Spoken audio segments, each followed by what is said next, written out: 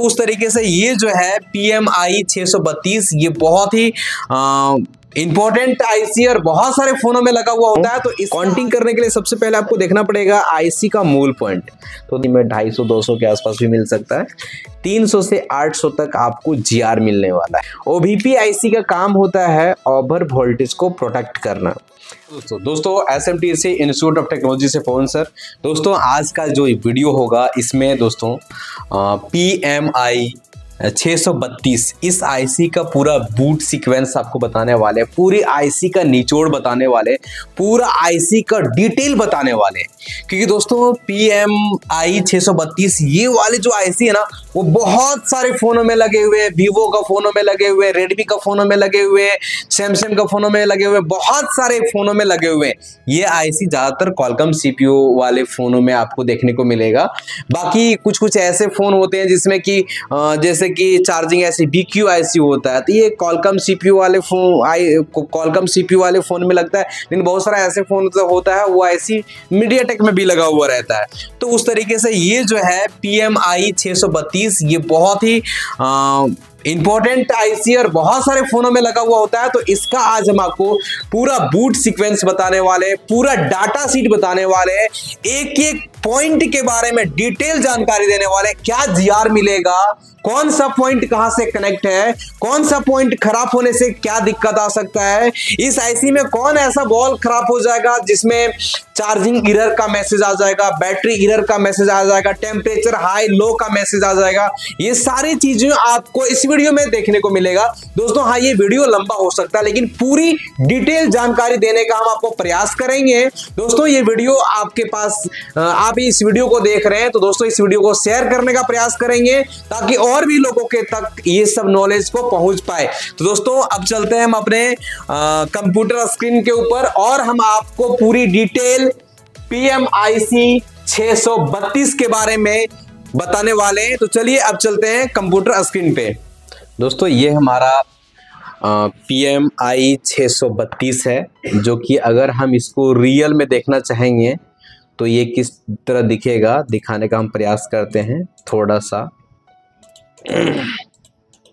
ये हमारा जो आईसी है दोस्तों ये है PMI 632 और आप देख सकते हैं PMIC 632 का जो बॉल है वो टोटल कितना बॉल है 1 2 3 4 5 6 7 8 9, मतलब इधर से 9 है और इधर से भी 9 है, चारों तरफ से इक्वल दिख रहा है। दोस्तों इसका बूट सीक्वेंस को जानने के लिए आपको आईसी काउंटिंग आना चाहिए। आई मीन्स आईसी काउंटिंग आपको आएगा तो इसमें आप अच्छे तरीके से इसका बूट सीक्वेंस को निकाल पाएंगे। क्योंकि जब हम लोग इसका बूट सीक्वेंस को देखेंगे, समझेंगे, समझाने का प्रयास करेंगे, उस समय दोस्तों हमें सिमेटिक डायग्राम भी यूज करना पड़ेगा। जैसे कि आप यहाँ देख सकते हैं 1 नंबर, 10 नंबर और 11 नंबर का पिन में USB इन हो रहा है, आई मीन्स इन कर रहा है। तो यहाँ पे A1, 10 और 11 जो नंबर दिया हुआ है इसको आप तभी अच्छे से काम कर पाएंगे जब हमें आईसी काउंटिंग आएगा। तो आईसी काउंटिंग करने के लिए थोड़ा सा हम एक्सप्लेन यहाँ पे कर देते हैं कि हम आईसी काउंटिंग करेंगे कैसे, आईसी काउंटिंग करने का क्या तरीका है, क्या कॉन्सेप्ट है। तो PMI 632 का जो काउंटिंग है दोस्तों, काउंटिंग करने के लिए सबसे पहले आपको देखना पड़ेगा आईसी का मूल पॉइंट। तो देखेंगे आईसी का यहाँ पे हमें मूल पॉइंट दिख रहा है और ये आईसी का मूल पॉइंट से हम काउंटिंग करना स्टार्ट करते हैं। देखिए अलग अलग आईसी में अलग अलग तरीके से काउंटिंग होता है। कुछ बॉल टाइप आईसी होते हैं जो कि आईसी का मूल पॉइंट से घड़ी के दिशा में डिजिट नंबर और घड़ी के विपरीत दिशा में अल्फ़ाबेट नंबर, एक चीज़ें हो गया। दूसरे कुछ आईसी में ऐसा होता है जो लैग टाइप आईसी होता है, वो घड़ी के एंटी क्लॉकवाइज डिजिट नंबर के वाइज काउंटिंग होता है। लेकिन ये PMIC जो है ये थोड़ा सा अलग होगा, जैसे कि हम आपको दिखाने का प्रयास करेंगे। चलिए ये तो आईसी है और PMIC है और 632 है। अब हम इसको चलते हैं रियल, जो हम अपना डायग्राम है हमारा उस पे चलते हैं और वहाँ से हम आपको दिखाने का प्रयास करते हैं कैसे कैसे चीज़ों को हम लोग काम करेंगे, नहीं करेंगे उस चीज़ों में। तो यहाँ पर आप देखेंगे ये हमारा PMI 632 है। यहाँ पे हम नोट करते जाते हैं ताकि आपको समझने में आसानी हो। ये जो हमारा है दोस्तों ये है PMI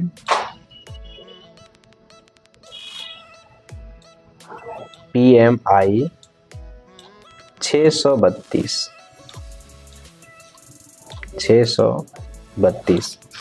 इस आईसी का अगर काउंटिंग किया जाए तो मान लेते हैं इस आईसी में हमारा यहाँ पे है मूल पॉइंट, ये है मूल पॉइंट। अब इस आईसी को अगर आप काउंटिंग करोगे तो काउंटिंग करोगे कैसे?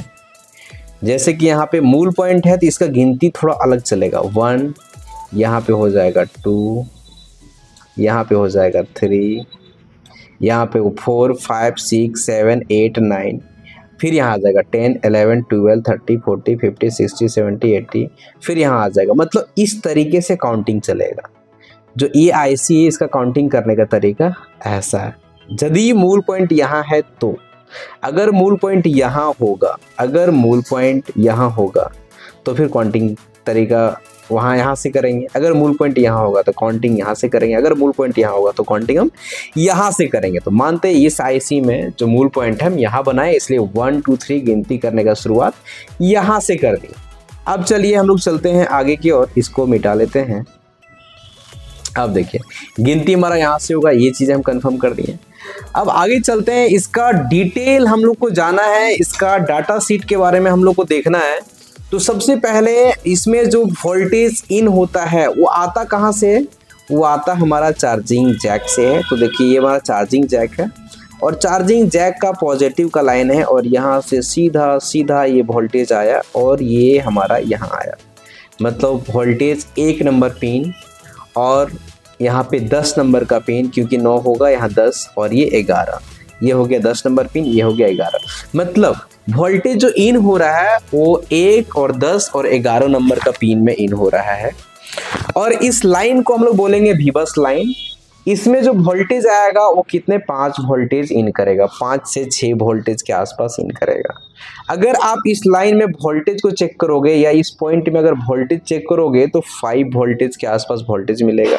अगर आप इस पॉइंट में जीआर चेक करोगे दोस्तों तो 300 से 800, किसी किसी में 250 200 के आसपास भी मिल सकता है, 300 से 800 तक आपको जीआर मिलने वाला है।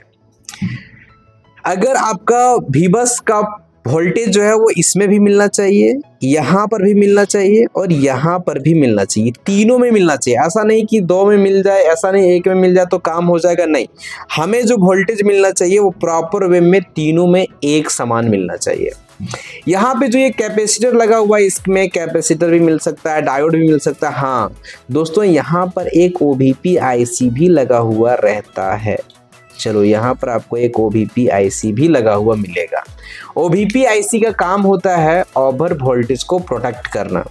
आई मीन्स जरूरत से अधिक अगर वोल्टेज पास हो तो हमारा ये PMI 632 खराब हो सकता है और जब ये खराब होगा ना तो हमारा फ़ोन सीधा डेड हो जाएगा, बंद हो जाएगा, वो चालू होगा नहीं, क्योंकि VPS पावर भी हमारा इसी में बनेगा, VBAT भी हमारा इसी में, बैटरी भी चार्ज होगा, तो ये IC हमारा ख़राब हो जाएगा। इसीलिए उसको प्रोटेक्ट करने के लिए यहाँ पे OVP IC लगाया हुआ है। उसके बाद ये वोल्टेज हमारा सीधा यहाँ पे इन करता है। अब इसको थोड़ा सा हम डायग्राम में आपको एक्सप्लेन करते हैं, आपको समझाने का प्रयास करते हैं। चलिए डायग्राम में हम चलते हैं। जैसे कि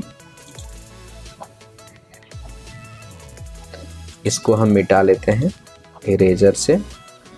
चलो ये मिट गया।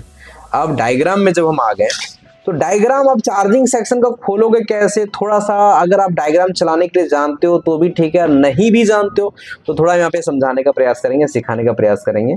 आपको पता होना चाहिए चार्जिंग जैक हमारा सब बोर्ड में लगा रहता है, सब बोर्ड से हमारा B2B कनेक्टर में इसका कनेक्शन आता है। तो सबसे पहले हम चलते हैं और लेआउट में चलेंगे और सबसे पहले चलेंगे B2B कनेक्टर के पास। चलिए हम यहाँ पे चलते हैं। ये हमारा B2B कनेक्टर है।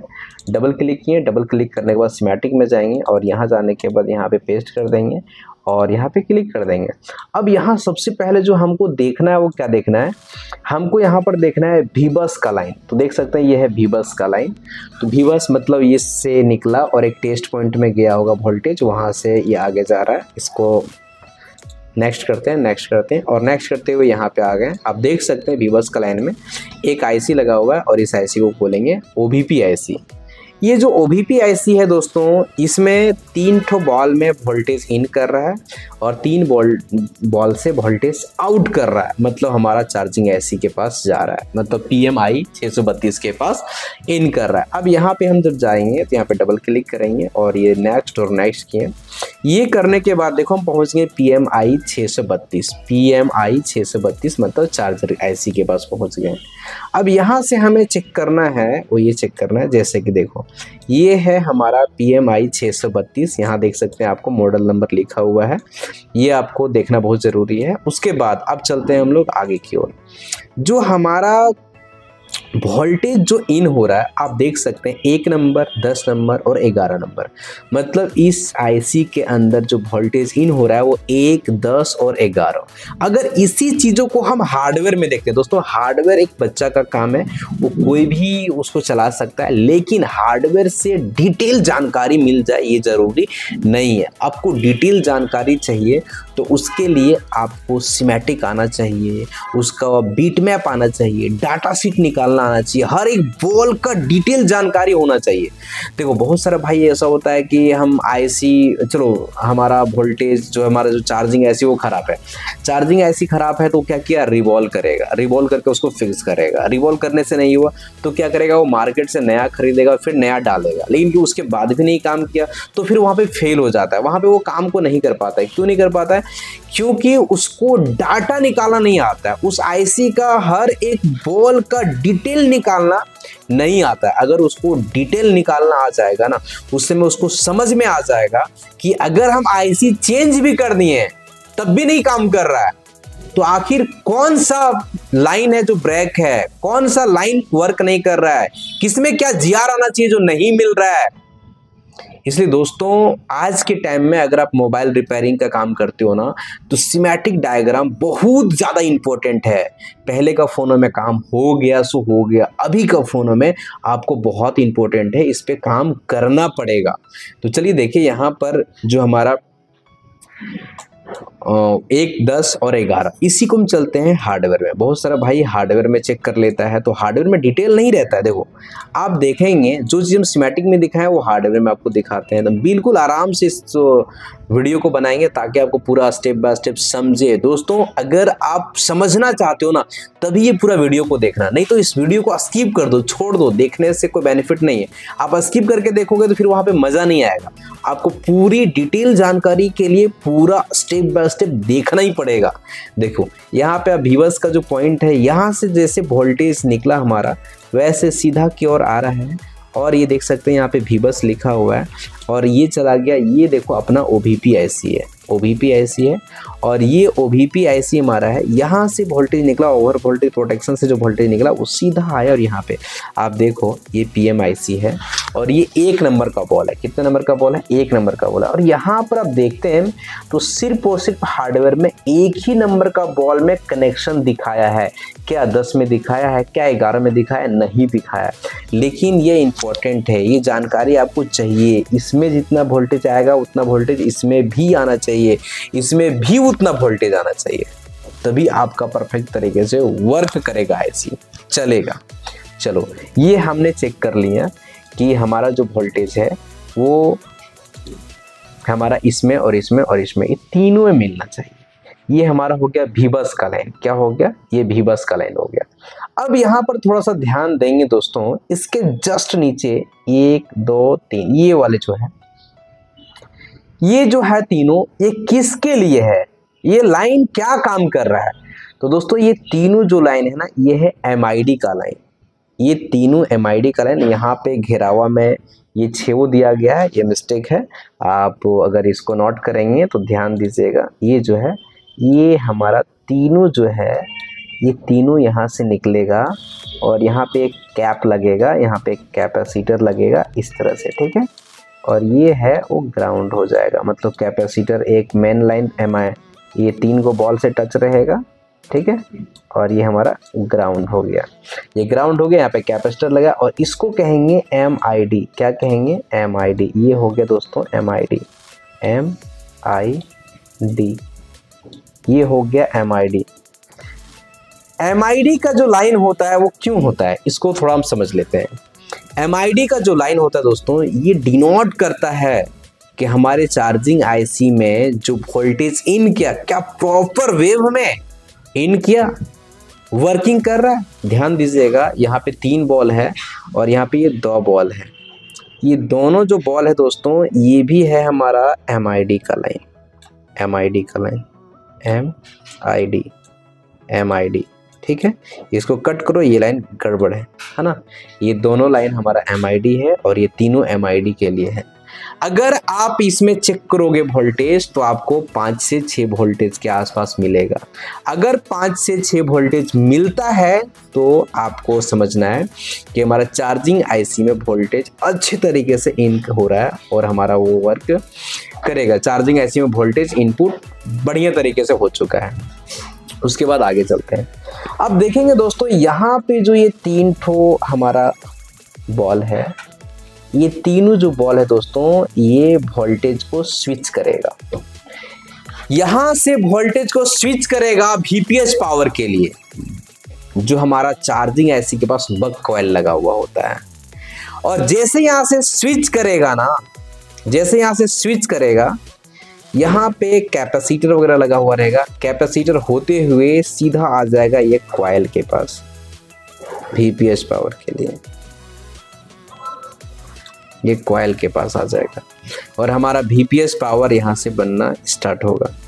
और हमारा अलग अलग जगहों पे जहाँ जहाँ रिक्वायरमेंट के हिसाब से VPH पावर चाहिए वहाँ पे जाना स्टार्ट हो जाएगा। मीन्स इसको हम देखते हैं थोड़ा सा।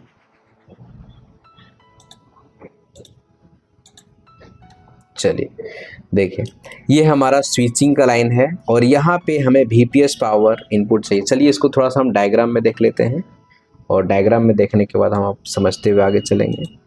यहाँ पर जब हम आ गए तो यहाँ देखेंगे ये 19 नंबर, 20 नंबर और 21 नंबर MID का लाइन है, जो कि आप यहाँ पर देखें ये 19 नंबर, 20 नंबर और 21 नंबर है जो MID का लाइन है। उसके बाद अगर हम आगे चलते हैं तो देख सकते हैं यहाँ पे V स्विच, देख सकते हैं यहाँ पर वोल्टेज स्विचिंग। यहाँ से हमारा स्विचिंग किया, ये वोल्टेज निकला और कहाँ गया, कॉइल के पास चला गया। कॉइल के पास गया, VPH पावर लिखा हुआ है और यहाँ पे जाने के से पहले एक कैप लगा हुआ है जो कि बूट कैप है। और ये कैप का जो कनेक्शन है ना, वो इस IC का 40 नंबर पॉइंट से निकल रहा है। तो इस कैप को थोड़ा हम लोग समझ लेते हैं और डायग्राम में देख लेते हैं। पूरा डिटेल आपको समझना है।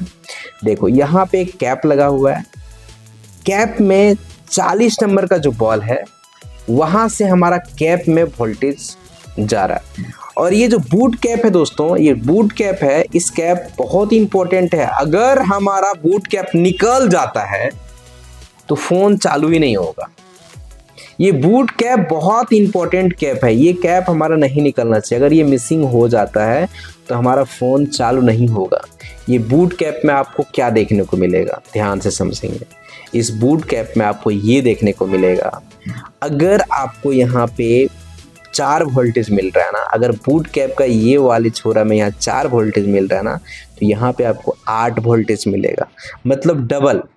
अगर हमारा यहाँ पे 4 वोल्टेज मिल रहा है, अगर यहाँ 4 वोल्टेज मिल रहा है तो यहाँ पे आपको 8 वोल्टेज मिलेगा। अगर यहाँ पे 3.7 वोल्टेज मिल रहा है तो उसका डबल वोल्टेज यहाँ पे मिलेगा। ये आपको ध्यान देना है। और ये बूट कैप हमेशा सुरक्षित होना चाहिए। ये बूट कैप अगर ख़राब हो जाता है तो हमारा फ़ोन चालू ही नहीं होगा। ये बूट कैप जब भी हमारा फ़ोन चालू नहीं होता है ना, तो हम लोग बूट कैप में बहुत जल्दी देखना पड़ता है, देखते हैं कि उसमें कुछ प्रॉब्लम है क्या, बूट कैप का कलर चेंज हो गया क्या, बूट कैप शॉर्ट कर गया क्या।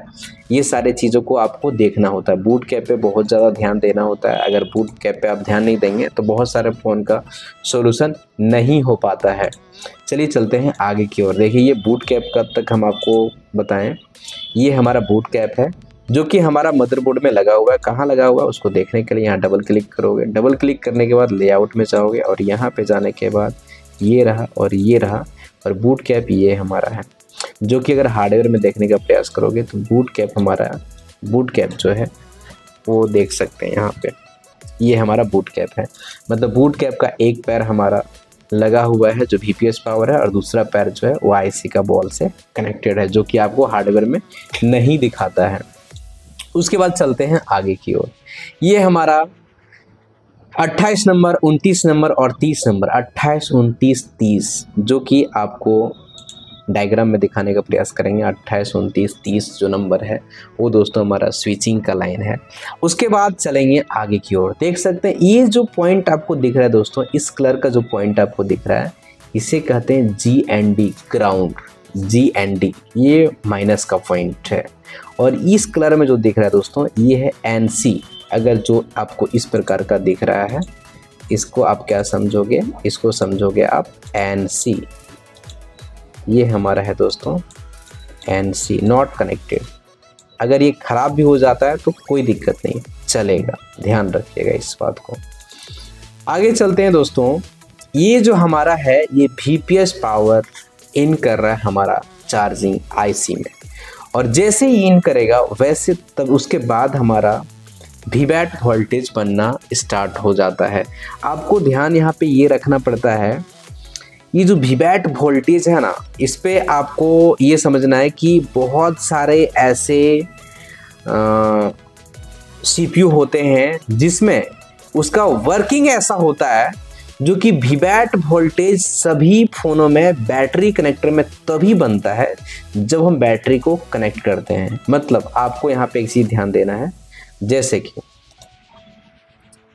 ये जो बैटरी कनेक्टर हमारा दिख रहा है, इस बैटरी कनेक्टर में सभी लोग क्या करते हैं, चार्जर को इन करते हैं। चार्जर को इन करने के बाद ये वोल्टेज को चेक करते हैं बैटरी कनेक्टर में, और बैटरी को खोल करके चेक करते हैं। तो बहुत सारे फ़ोनों में ऐसा कॉन्सेप्ट किया गया ना कि जब तक हम बैटरी को नहीं कनेक्ट करेंगे, जब तक हमारा जो PMIC है, पावर IC है, जब तक हमारा चार्जिंग IC है, जब तक हमारा CPU है, वो सेंस नहीं कर लेगा कि हमारा बैटरी कनेक्टर में बैटरी लग चुका है, तब तक वो वोल्टेज VBAT वोल्टेज आउट नहीं करता है। VBAT वोल्टेज आउट वो तब करता है जब उसे पता चलता है, जब उसे इन्फॉर्म होता है कि हमारे बैटरी कनेक्टर में बैटरी लग चुका है। और ये इसका काम किसका है, आप देख सकते हैं यहाँ पे एक लाइन है, जो इस लाइन का नाम है ID और थर्मल जो लाइन होता है ये सेंस वाला लाइन होता है, जो कि बैटरी को सेंस करता है, बैटरी का पल पल का इंफॉर्मेशन CPU पावर IC तक पहुंचाता रहता है कि क्या कंडीशन है बैटरी का, बैटरी के पास क्या चार्ज है, क्या इतना पावर स्टोर है। इन सारे चीज़ों का डिटेल इंफॉर्मेशन CPU को, पावर IC को देता रहता है। इसीलिए दोस्तों ये जो ID का लाइन है, थर्मल का लाइन, जो कि आप देख सकते हैं यहाँ पे हमारे इस बॉल में कनेक्टेड है, ये जो लाइन है दोस्तों ये वाले, और यहाँ पे देखेंगे एक रेजिस्टेंस लगा हुआ है। ये रेजिस्टेंस जो लगा हुआ है ये बहुत ही इम्पोर्टेंट रेजिस्टेंस है। अगर ये रेजिस्टेंस निकल जाता है तो हमारे फ़ोन में कुछ प्रॉब्लम आएगा। क्या प्रॉब्लम आएगा, चार्जिंग एरर का प्रॉब्लम आएगा, बैटरी एरर का प्रॉब्लम आएगा, टेम्परेचर हाई का भी बहुत सारे फ़ोनों में प्रॉब्लम आता है। मतलब आपका ये जो रेजिस्टेंस है ये लगा होना बहुत इंपॉर्टेंट है। ये रेजिस्टेंस आपके फ़ोनों में होना ही चाहिए। अगर ये रेजिस्टेंस निकल जाता है तो हमारे फ़ोन में बहुत तरह का इशू आ सकता है। हाँ, और भी इशू आ सकता है। क्या आ सकता है, फ़ोन को हम चालू करेंगे तो वो MI लिखेगा, उसके बाद फिर बंद हो जाएगा, या रीस्टार्ट जैसा लक्षण आएगा। बहुत सारे लक्षण इसमें क्रिएट होता है, जो कि हम एक वीडियो बनाएंगे जिसमें चार्जिंग एरर, बैटरी एरर, इसका समस्या का समाधान उसमें बताएंगे पूरे। उसमें बहुत सारे ऐसे होते हैं जो कि बैटरी से भी प्रॉब्लम रहता है। तो अभी हम चलते हैं, PMI 632 का चर्चा कर रहे हैं तो हम अभी इधर ही रहते हैं। उसके बाद यहाँ पर आप देखेंगे दोस्तों, ये जो हमारा VBAT वोल्टेज है, बहुत सारे फ़ोनों में बिना बैटरी लगाए बन जाएगा, बहुत सारे फ़ोनों में बैटरी को लगाना पड़ेगा। ये किन किन पिनों से आउट होता है उसको थोड़ा सा हम लोग देख लेते हैं, जान लेते हैं, समझ लेते हैं, फिर चलेंगे आगे की ओर। यहाँ पे हम चलते हैं स्कीमेटिक में, और यहाँ आप देख सकते हैं ये VPS पावर इन किया कितने में, 55, 56 और 57 में। उसके बाद 64, 65, 66 और 73, इन सारे बॉलों से VBAT हमारा यहाँ से निकलना स्टार्ट हो रहा है। यहाँ से VBAT निकलेगा और जाएगा बैटरी कनेक्टर के पास। लेकिन बहुत सारे फ़ोनों में फ्यूल गेज IC लगा हुआ रहता है, बहुत सारे फ़ोनों में शंट रेजिस्टेंस लगा हुआ रहता है। वो रेजिस्टेंस बहुत इंपॉर्टेंट होता है। चलिए हम लोग देखते हैं ये लाइन कहाँ जा रहा है। हम लोग यहाँ पे क्लिक किए, क्लिक करने के बाद नेक्स्ट किए, और नेक्स्ट करने के बाद हम पहुंच गए बैटरी कनेक्टर के पास। जैसे हम बैटरी कनेक्टर के पास पहुंच गए, यहाँ पर आपको ये शंट रेजिस्टेंस नहीं देखने को मिल रहा है, लेकिन बहुत सारे फ़ोनों में आपको देखने को मिलेगा। हम थोड़ा सा चलते हैं अपने डायग्राम में।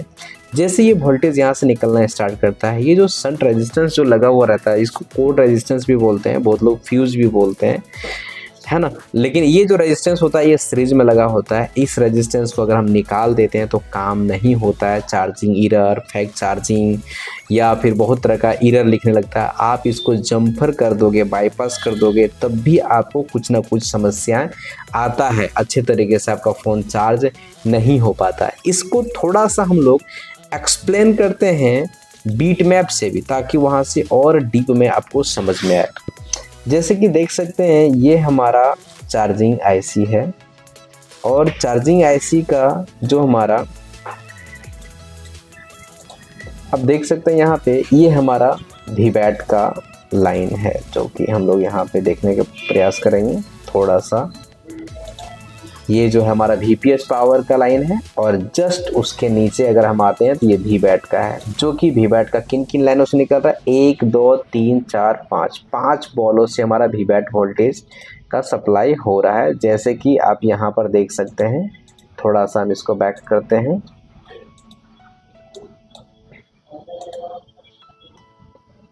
थोड़ा सा हम यहाँ से लेते हैं इसको, ताकि एग्जैक्ट हम आपको वो चीज़ें दिखा सकें।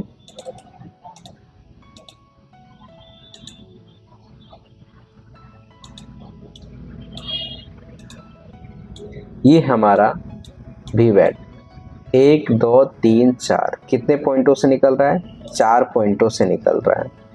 4 पॉइंट कौन कौन सा है हमारा, जो कि आपको यहाँ पे दिख रहा है, 1 2 3 4 और एक 5 पॉइंट दिख रहा है। इसको हम लोग चेक करते हैं पहले, बारीकी से अच्छे से देखते हैं। और वीबैट का कहाँ कहाँ से बन रहा है हमारा, ये सारा हमारा चारों पॉइंट, जो कि यहाँ वीबैट पावर लिखा हुआ है, और ये वीबैट हमारा यहाँ से निकल के जा रहा है, और ये सीधा लेकर के जाएगा बैटरी कनेक्टर में, जो कि आप इस डायग्राम में देख रहे हैं। यहाँ से लेकर के निकला वोल्टेज, यहाँ से निकला जैसे कि आप देख रहे हैं यहाँ पे, और ये निकला और सीधा आ गया इस कोड रेजिस्टेंस में, जिसको हम लोग शंट रेजिस्टेंस के नाम से भी जानते हैं। और ये सीधा यहाँ से लेकर के आ गया। इसके बीच में बहुत सारा कैपेसिटर भी होता है, किसी किसी फ़ोनों में डायोड भी होता है, ठीक है। किसी में आपको, ज़्यादातर इस सब में आपको मिलेगा कैपेसिटर मिलेगा, जो कि आपको यहाँ पे देखने को मिल सकता है। चलिए हम यहाँ पे दिखाने का प्रयास करेंगे। जैसे ये वीबैट निकला, वीबैट निकलने के बाद वीबैट यहाँ पे इससे और इससे भी निकल रहा है, ध्यान रखिएगा। और ये हमारा कैपेसिटर होते हुए, डायोड होते हुए, और ये सीधा की ओर सीधा, और हमारा कहाँ चला गया, वीबैट बैटरी कनेक्टर का पॉजिटिव में, और हमारा ये फ़ोन चार्ज होना स्टार्ट हो गया। लेकिन फ़ोन तभी चार्ज होगा ना जब यहाँ पे हम बैटरी को कनेक्ट करेंगे, और वोल्टेज यहाँ तभी बनेगा ना जब हम बैटरी को यहाँ कनेक्ट करेंगे। देख सकते हैं ये आईडी और थर्मल का लाइन है, जो कि ये दोनों लाइन हमारा सीधा यहाँ से गया है, और ये सीधा कनेक्टेड है। किसमें कनेक्टेड है, इस वाले पॉइंट में कनेक्टेड है, और इसमें कनेक्टेड है। अगर लाइन ब्रेक हो जाता है तो आप जंपर कर सकते हो। अगर लाइन शॉर्टिंग हो जाता है तो शॉर्टिंग होता कैसे है, लाइन में लगे पैरेलल कंपोनेंट से शॉर्टिंग हो सकता है। जैसे कि अगर वीबैट का लाइन शॉर्टिंग आपको बता रहा है, तो या तो इस कैप से हो सकता है, या तो इस कैप से हो सकता है, या इससे या फिर डायोड से। ध्यान देना है, कभी भी चार्जिंग का लाइन हो, वीपीएस पावर का लाइन हो, वीबस का लाइन हो, कोई भी लाइन शॉर्टिंग होता है ना, तो उस लाइन का डायोड पे ज़्यादा लोगों को शक होना चाहिए, और उस पर ज़्यादा चेक करना चाहिए, उसको जल्दी रिप्लेस करना चाहिए। क्योंकि अगर शॉर्टिंग हो सकता है तो ज़्यादा से ज़्यादा डायोड और कैपेसिटर ही शॉर्टिंग हो सकता है। तो अगर वीबैट का लाइन आपको शॉर्टिंग मिले तो आपको ये वाले कंपोनेंट, ये सारे कंपोनेंट को चेक करना चाहिए। और शॉर्टिंग अगर रहे तो हम लोग शॉर्टिंग का जो क्लास है उसके बारे में भी एक वीडियो में चर्चा करेंगे, जिसमें आपको शॉर्टिंग का पूरा डिटेल जानकारी मिलेगा। बाकी शॉर्टिंग का बहुत सारा वीडियोस हम बना करके डाल करके रखे हैं कि शॉर्टिंग को आप डीसी मशीन से भी हटा सकते हो, रोजिन का भी इस्तेमाल कर सकते हो। वो नहीं होता तो चार्जिंग ऐसी भी खोल करके और उसको आप सही करने का प्रयास कर सकते हो। उसका वीडियो अपलोड है, लेकिन फिर भी हम आपको एक वीडियो ज़रूर अपलोड करने का प्रयास करेंगे। बाकी यहाँ पे जो आपको दिख रहा है ये हमारा हो गया वीबस का इनपुट का लाइन हो गया। यहाँ पे जो देख रहे हैं स्विचिंग का लाइन है, ये हमारा वीपीएस पावर का लाइन है। और ये बॉल हमारा वीबैट का बॉल है जो वीबैट के लिए लगा हुआ है। और ये जो हमारा दिख रहा है आईडी का लाइन है और ये भी एमआईडी का ही लाइन है दोस्तों यहाँ पे कुछ और बॉल्स है जो कि आप देख सकते हैं। अगर इन सारे बॉलों का डिटेल आपको और भी डीप जानकारी चाहिए तो आप हमें कमेंट कर सकते हैं। आपको इसका एक और वीडियोस हम आपको बना के देंगे जिसमें से और बेहतरीन एनिमेशन के तरीके से और आपको डिटेल में ये सारे बॉल जो कुछ बॉल्स आपको दिख रहे हैं जो कि कंट्रोलर है, ये सब जो बॉल आपको दिख रहा है वो बहुत सारे ऐसे बॉल हैं जो कि इस आईसी को कंट्रोल कर रहा है। जो कि और डिटेल में चाहिए, चलिए हम इसमें एक्सप्लेन करने का प्रयास करते हैं। जैसे कि हम चलते हैं स्कीमेटिक में, आप देख सकते हैं यहाँ पर ये कौन सा लाइन है, वीबैट का लाइन है, सॉरी बैटरी का थर्मल लाइन है जो कि 76 वाले बॉल में कनेक्ट है। बैटरी का आईडी वाला लाइन है जो कि 67 बॉल से कनेक्ट है। वीबैट ये भी लाइन दोस्तों आपका सेंस के लिए काम करता है।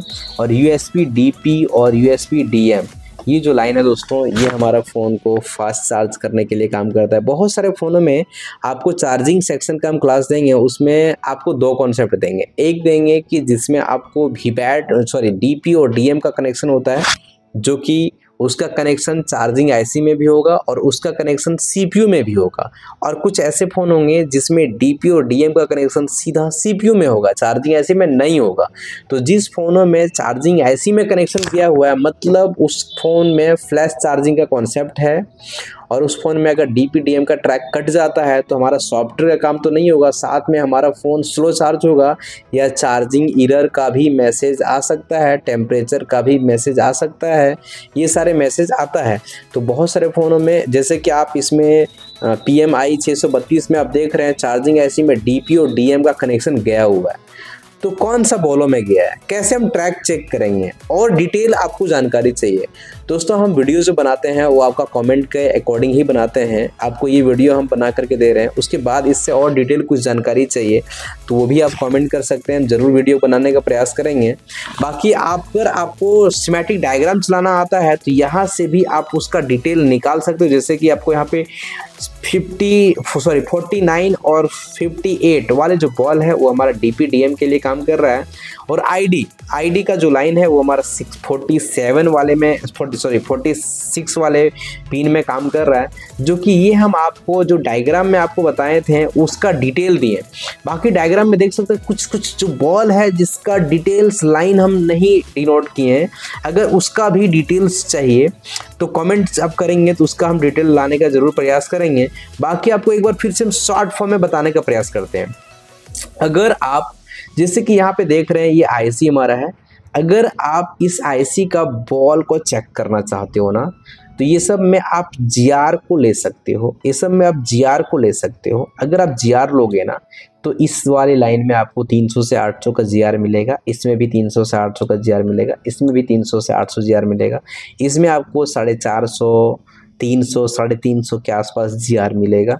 अगर आप चेक करोगे आईडी और थर्मल तो इसमें GR जो मिलेगा दोस्तों वो 300 से लेकर के 1900 के आसपास GR मिल सकता है। इसका जो GR है वो ज़्यादा होता है, आईडी का GR आपको ज़्यादा मिलेगा, थर्मल का GR आपको 300 से 1900 के आसपास मिलेगा।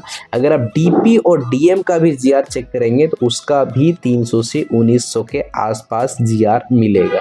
दोस्तों ये सब जो GR ग्राउंड रीडिंग वैल्यू है इसको भी अपने दिमाग में नोट रखना चाहिए कि कौन सा लाइन में कितना GR मिलना चाहिए। अगर ये चीज़ें आपका दिमाग में सेट हो जाएगा तो आप जब कूल टेस्टिंग करोगे किस लाइन में कितने वोल्टेज मिलेगा, जब आप हॉट टेस्टिंग करोगे तो उस समय एग्जैक्ट आपको चीज़ें समझ में आएगा कि जो हमारा काम जो कर रहे हैं या फिर इसमें काम नहीं हो रहा है तो उसका रीज़न क्या है, उसका क्या प्रोसेस क्यों नहीं काम कर रहा है।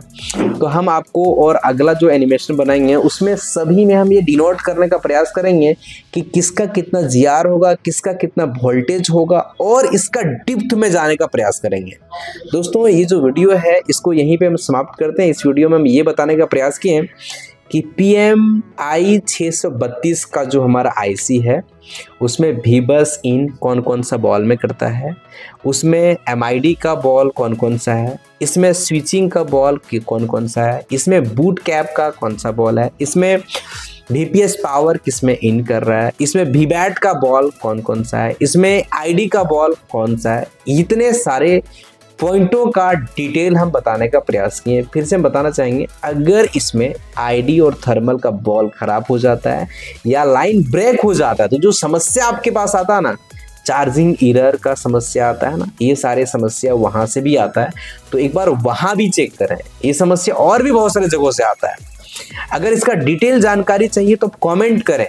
और दोस्तों ये वीडियो को ज़्यादा से ज़्यादा लोगों तक शेयर करें। बाकी ये वीडियो कैसा लगा ज़रूर कमेंट करके बताएंगे। दोस्तों इस वीडियो को हम यहीं तक रखते हैं, फिर हम मिलेंगे नेक्स्ट वीडियो में कुछ और IC को लेकर के, कुछ और टॉपिक को लेकर के। बाकी आप सभी को दिल से नमस्कार।